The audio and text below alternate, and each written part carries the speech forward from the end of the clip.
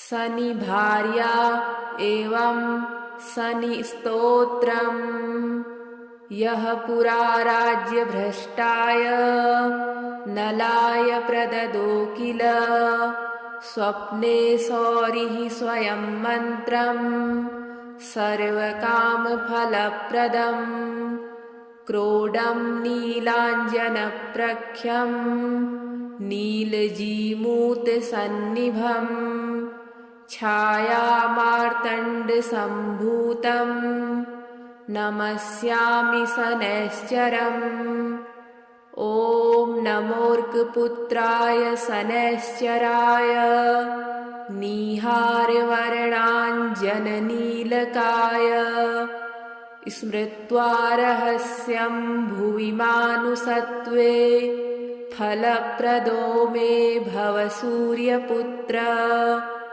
नमोऽस्तु प्रेतराजाय कृष्णवर्णाय ते नमः। शनैश्चराय क्रूराय सिद्धिबुद्धिप्रदायिने ययेभिर्नामभिस्तौति तस्य तुष्टो भवाम्यहम्। मामकानां भयं तस्य स्वप्ने स्वपि न जायते। गार्गेयकौशिकस्यापि पिप्पलादो महामुनिः शनैश्चरकृता पीडा न भवति कदाचन। क्रोडस्तु पिङ्गलो बभ्रुः कृष्णो रौद्रोऽन्तको यमः। सौरिः शनैश्चरो मन्दः पिप्पलादेन संयुतः। एतानि शनिनामानि प्रातरुत्थाय यः पठेत् तस्य सौरेः कृता पीडा न भवति कदाचन। ध्वजनिधामनि चैव कंकाली कलहप्रिया कलही कण्टकी चापि अजामहिषि तुरङ्गमा। नामानि शनिभार्याया नित्यं जपति यः पुमान् तस्य दुःखा विनश्यन्ति सुखसौभाग्यं वर्धते। यः पुरा राज्यभ्रष्टाय नलाय प्रददो किल स्वप्ने सौरिः स्वयं मन्त्रम् सर्वकामफलप्रदम्। क्रोडं नीलाञ्जनप्रख्यं नीलजीमूतसन्निभम् छायामार्तण्डसम्भूतं नमस्यामि शनैश्चरम्। ॐ नमोऽर्कपुत्राय शनैश्चराय निहारवर्णाञ्जननीलकाय स्मृत्वा रहस्यं भुवि मानुषत्वे फलप्रदो मे भव सूर्यपुत्र। नमोऽस्तु प्रेतराजाय कृष्णवर्णाय ते नमः। शनैश्चराय क्रूराय सिद्धिबुद्धिप्रदायिने ययेभिर्नामभिस्तौति तस्य तुष्टो भवाम्यहम्। मामकानां भयं तस्य स्वप्ने स्वपि न जायते। गार्गेयकौशिकस्यापि पिप्पलादो महामुनिः शनैश्चरकृता पीडा न भवति कदाचन। क्रोडस्तु पिङ्गलो बभ्रुः कृष्णो रौद्रोऽन्तको यमः। सौरिः शनैश्चरो मन्दः पिप्पलादेन संयुतः।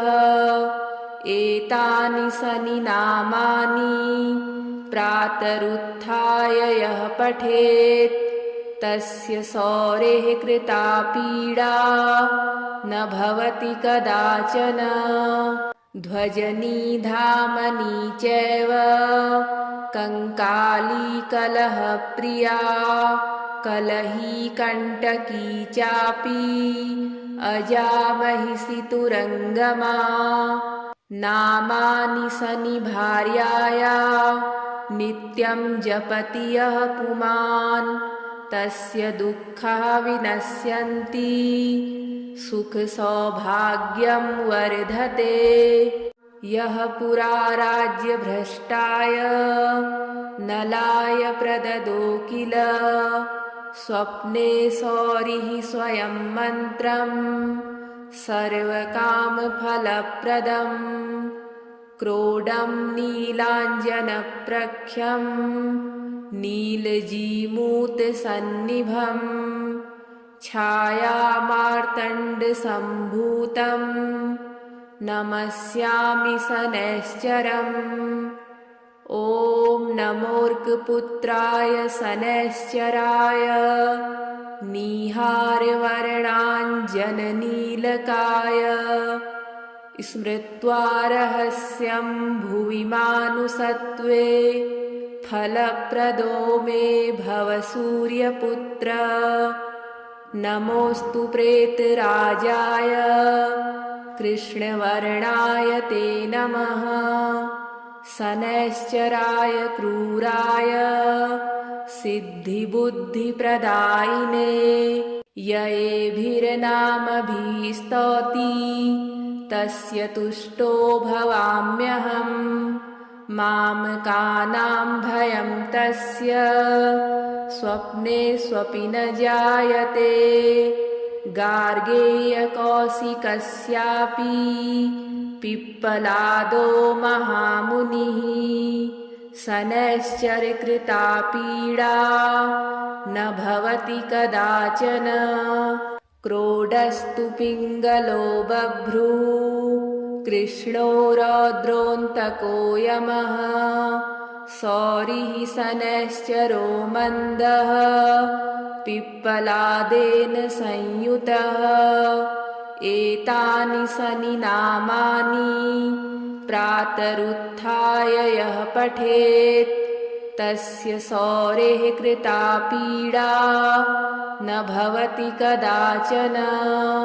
ध्वजनिधामनि चैव कंकाली कलहप्रिया कलही कंटकी चापि अजामहिषि तुरंगमा नामानि सनिभार्याया नित्यं जपति यः पुमान् तस्य दुःखः विनश्यन्ति सुख सौभाग्यं वर्धते।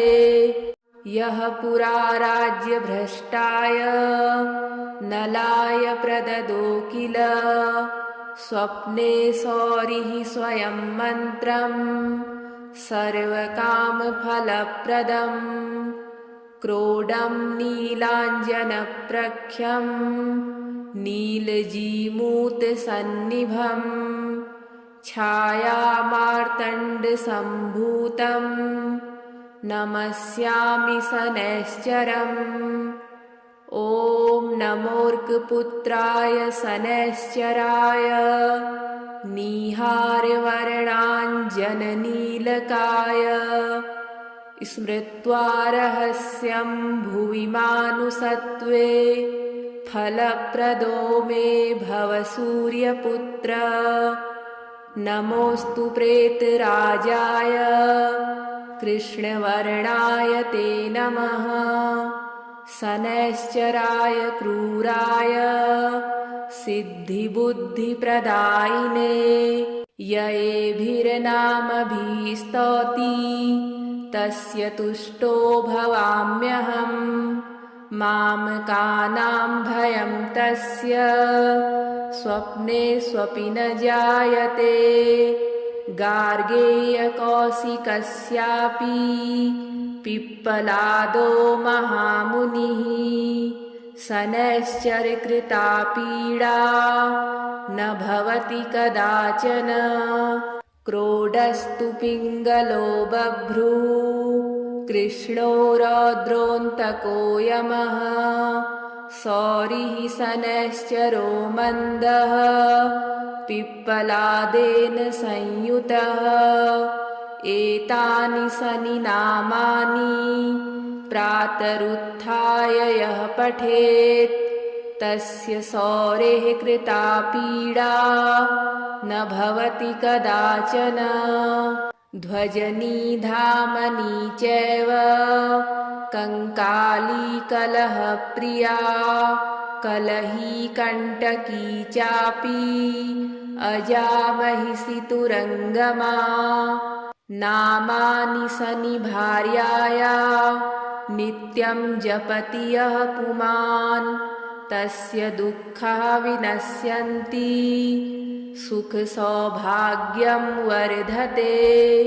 यः पुरा राज्यभ्रष्टाय नलाय प्रददो किल स्वप्ने सौरिः स्वयं मन्त्रं सर्वकामफलप्रदम्। क्रोडं नीलाञ्जनप्रख्यं नीलजीमूतसन्निभं छायामार्तण्डसम्भूतं नमस्यामि शनैश्चरम्।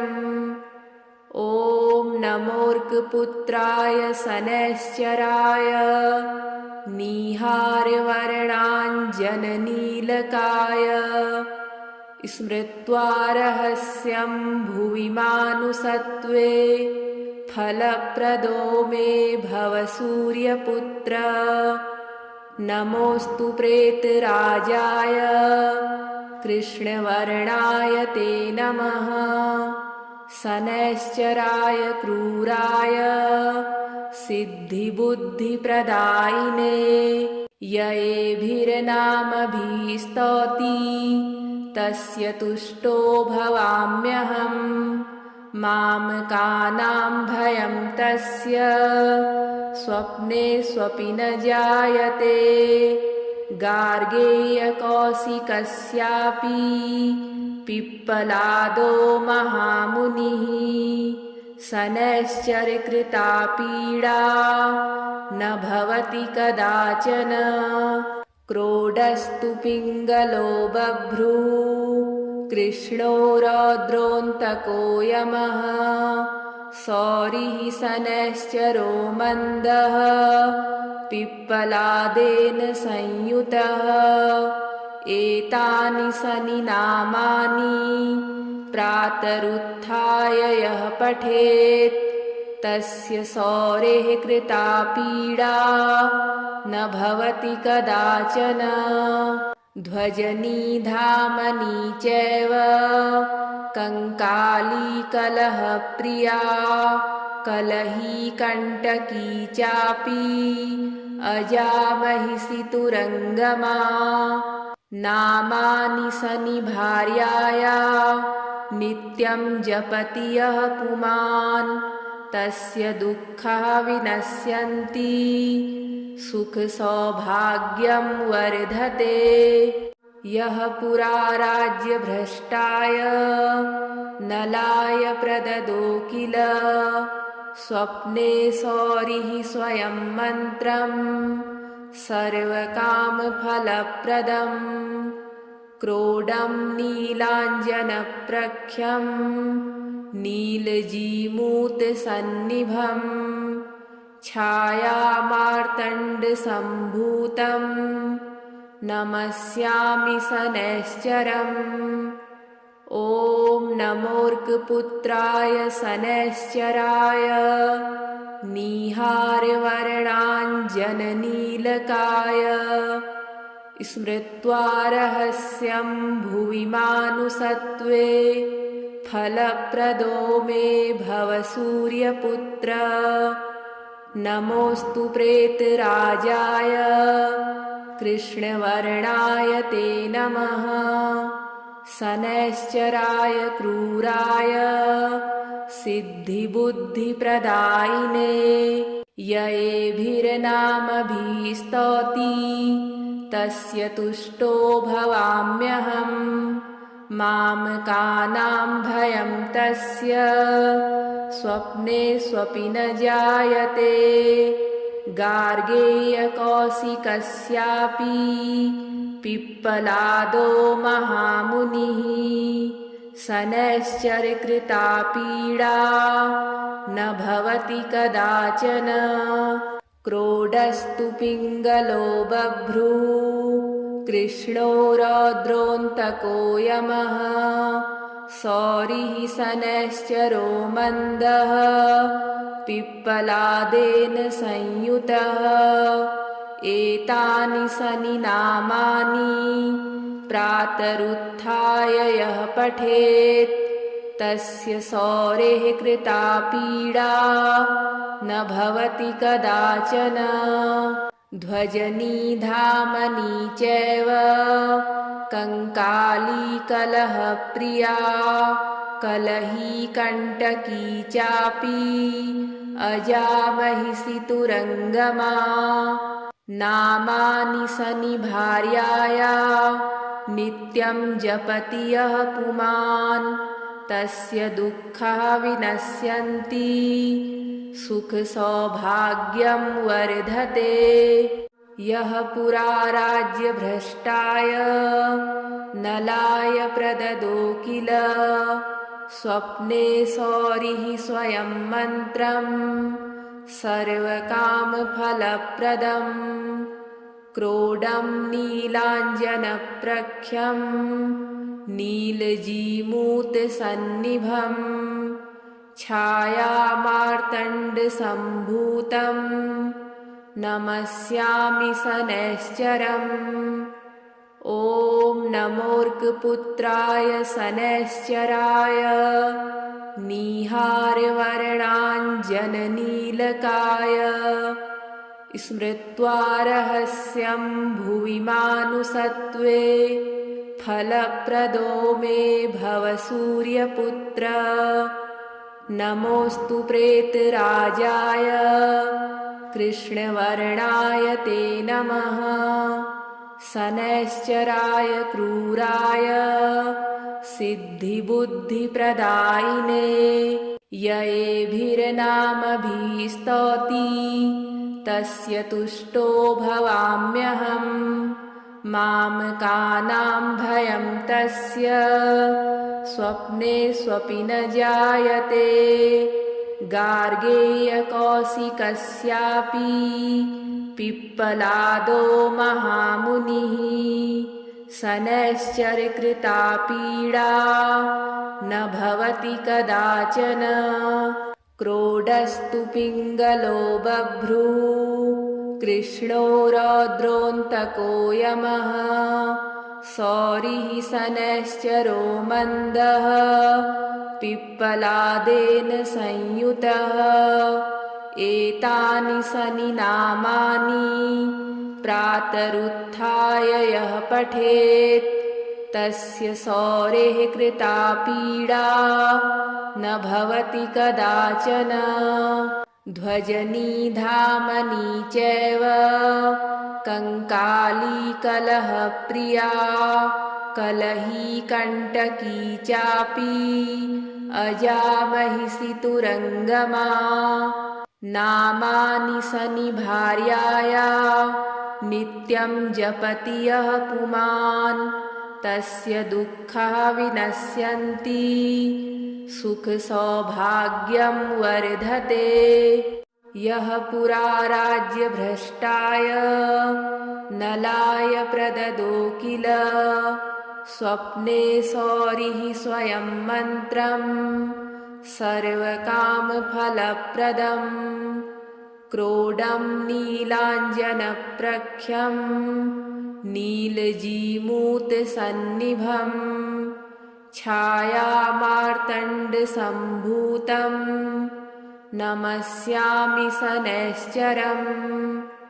ॐ नमोऽर्कपुत्राय शनैश्चराय नीहारवर्णाञ्जननीलकाय स्मृत्वा रहस्यं भुवि मानुषत्वे फलप्रदो मे भव सूर्यपुत्र।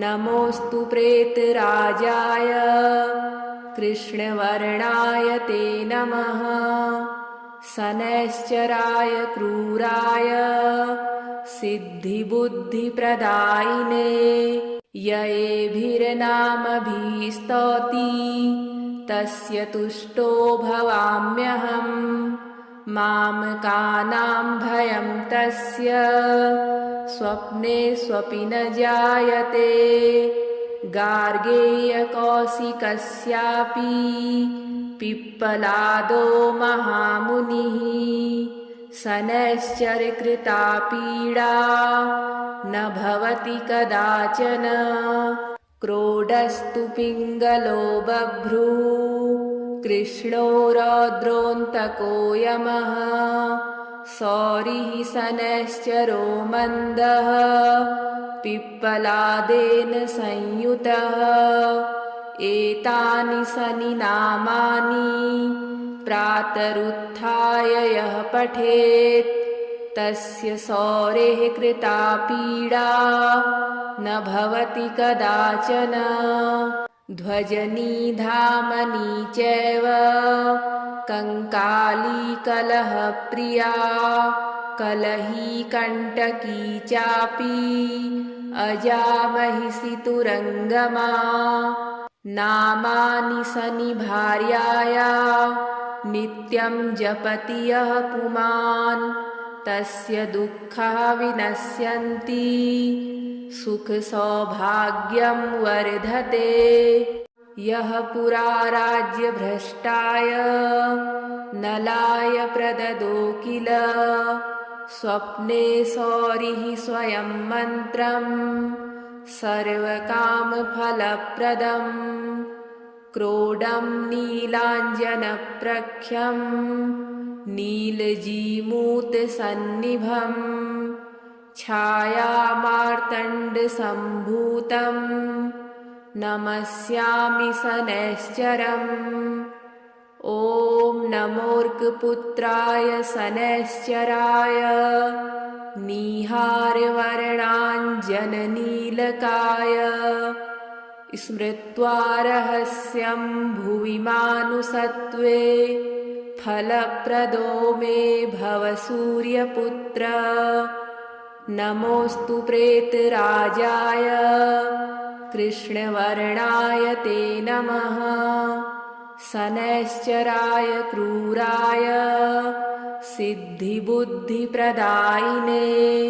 ययेभिर्नामभिस्तौति तस्य तुष्टो भवाम्यहम् मामकानां भयं तस्य स्वप्ने स्वपि न जायते गार्गेयकौशिकस्यापि पिप्पलादो महामुनिः शनैश्चरकृता पीडा न भवति कदाचन क्रोडस्तु पिङ्गलो बभ्रुः कृष्णो रौद्रोऽन्तको यमः सौरिः शनैश्चरो मन्दः पिप्पलादेन संयुतः एतानि शनिनामानि प्रातरुत्थाय यः पठेत् तस्य सौरेः कृता पीडा न भवति कदाचन